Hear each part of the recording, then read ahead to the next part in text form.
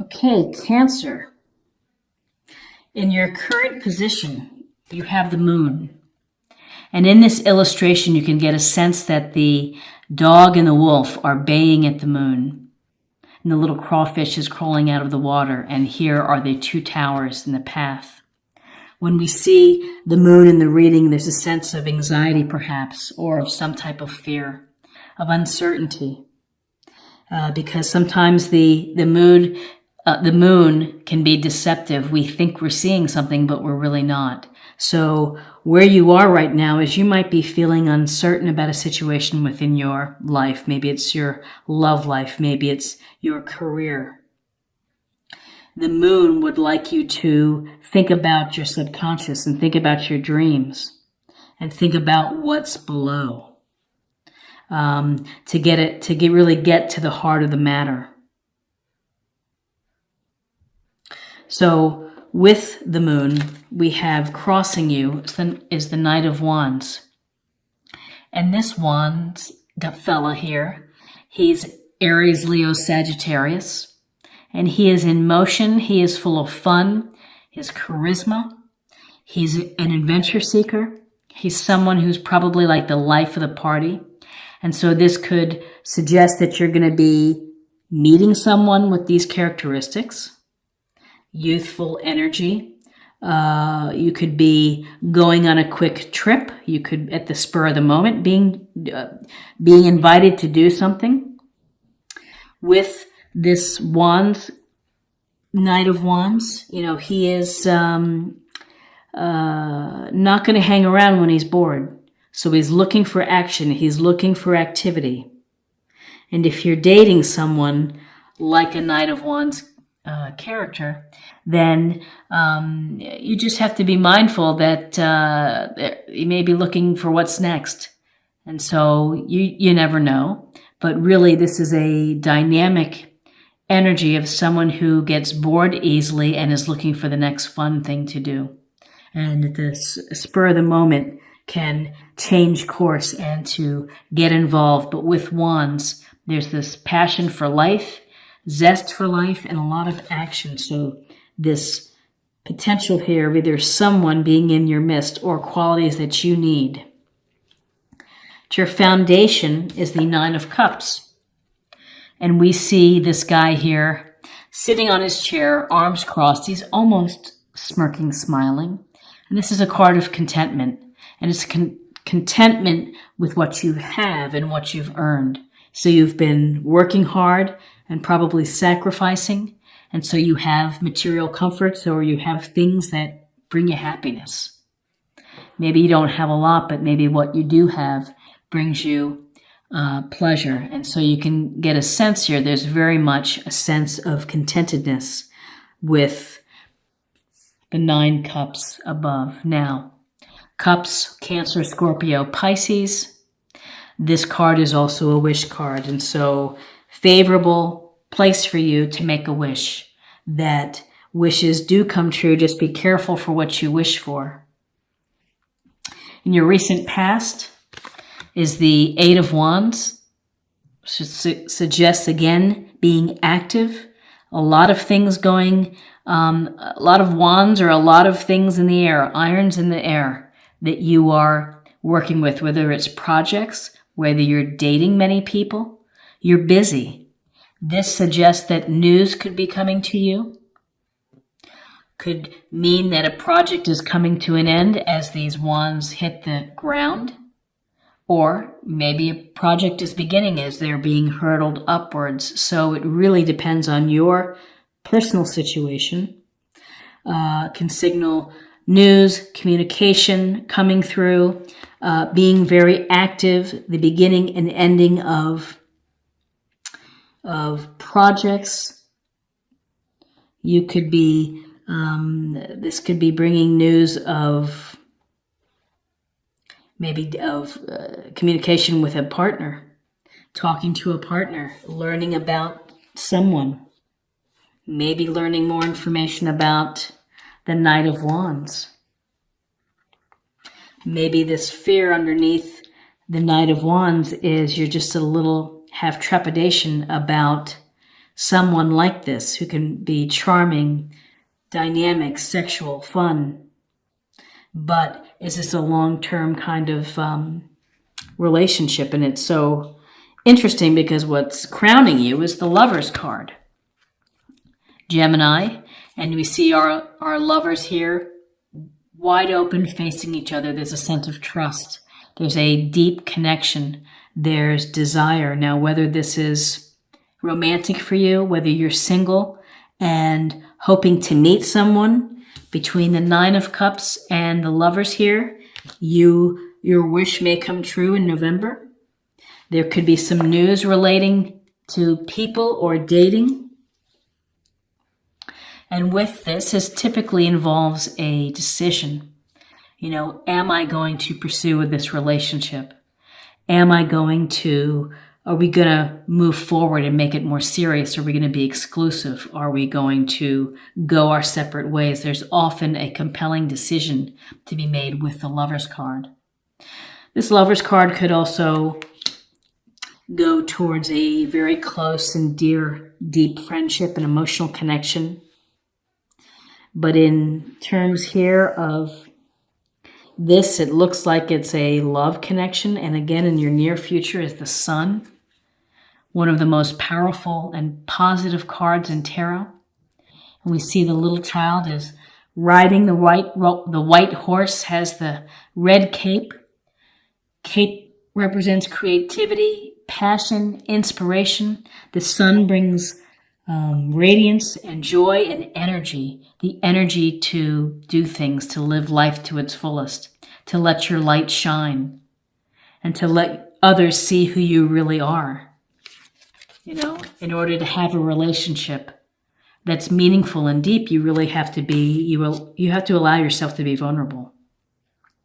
And so this Sun is about good health and abundance and success and all the good things, you know, having your time in the sun, even soaking up the rays. So it's just feel good, carefree feeling.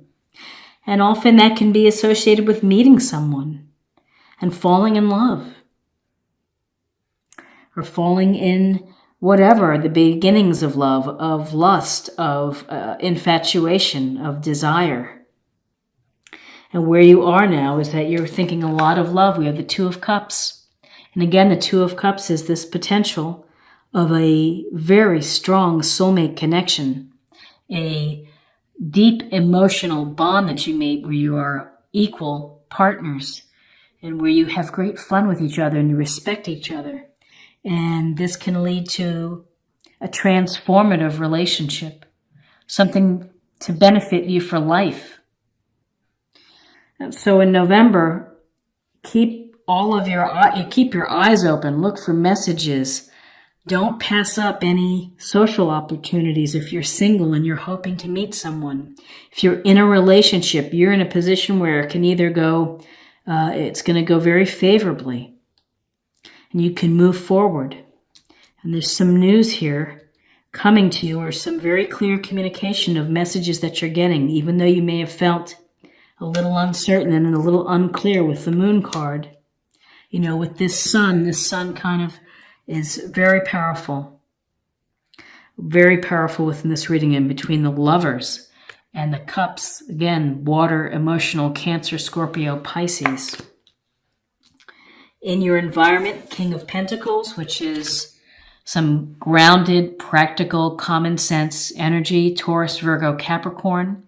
This could be someone who's experienced, who is a good business person, has business acumen, good with money, able to invest well. It could be a boss, could be a father, could be a dear friend, but someone who can guide you when it comes to your resources, property, your job, money that you've saved, money that you've invested. He's very experienced. He's very fair, knows how to live well.